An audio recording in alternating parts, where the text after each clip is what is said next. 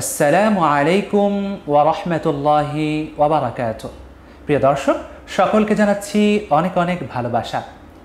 দোয়া হলো আল্লাহ তাআলার পক্ষ থেকে বান্দার জন্য এক আলোক রশ্মি, যার দ্বারা বান্দা গভীর অন্ধকারে পথ খুঁজে পায়, নিজের ভবিষ্যৎকে সুন্দর করতে পারে, নিজের গন্তব্যে পৌঁছতে পারে। কিন্তু বিশেষ কিছু ব্যক্তি রয়েছেন যাদের দোয়া আল্লাহ তাআলা কবুল করে নেন।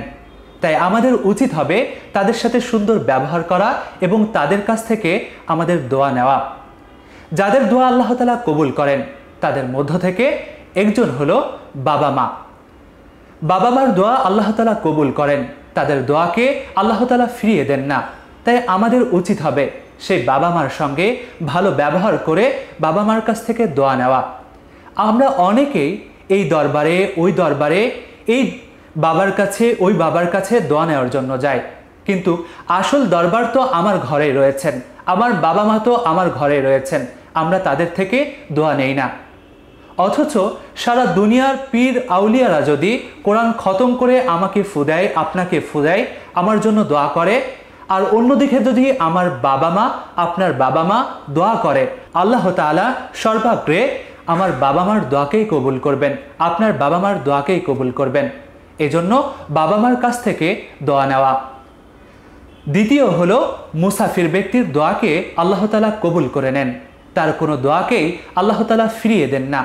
তাই আমরা যখন সফর করি তখন আল্লাহ তাআলার কাছে আমাদের মনের চাহাতগুলো খুলে দিয়ে বলবো, দোয়া করব। আশা করি আল্লাহ তাআলা আমাদের দোয়াগুলোকে কবুল করবেন। এবং যারা সফররত আছেন, সফর করছেন, তাদের কাছ থেকেও আমরা দোয়া নেব। তৃতীয় ব্যক্তি হলো মাজলুমের দোয়া। আল্লাহ তাআলা মাজলুমের দোয়া কখনোই ফেরত দেন না।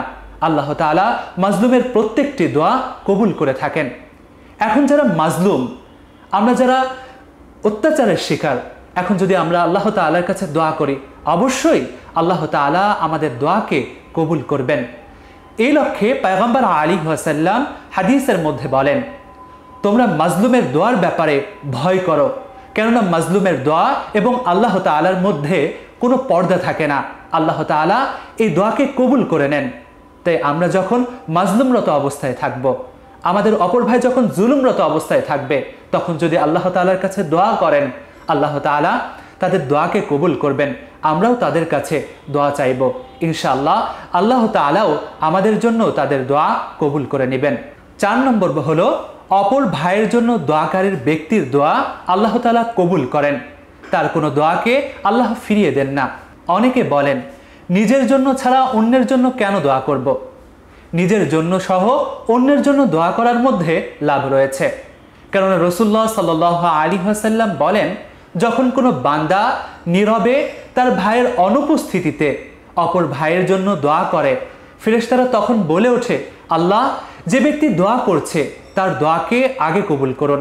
ধরুন আপনি আপনার অপর ভাইয়ের জন্য দোয়া করছেন, বলছেন, হে আল্লাহ, আমার অপর ভাই তো ঋণের মধ্যে রয়েছে, অভাবের মধ্যে রয়েছে, আপনি তাকে সম্পদ দান করুন, অভাবকে দূর করে দিন।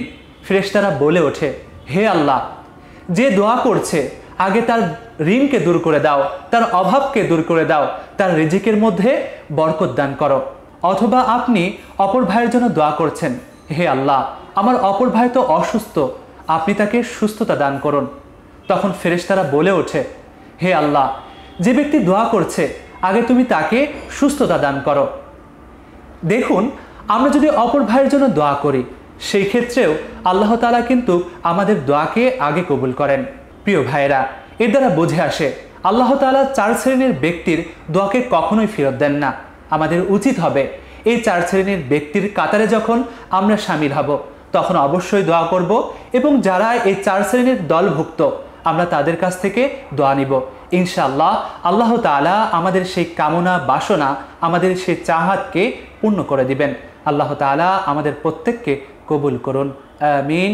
আসসালামু আলাইকুম ওয়া রাহমাতুল্লাহি ওয়া বারাকাতুহু।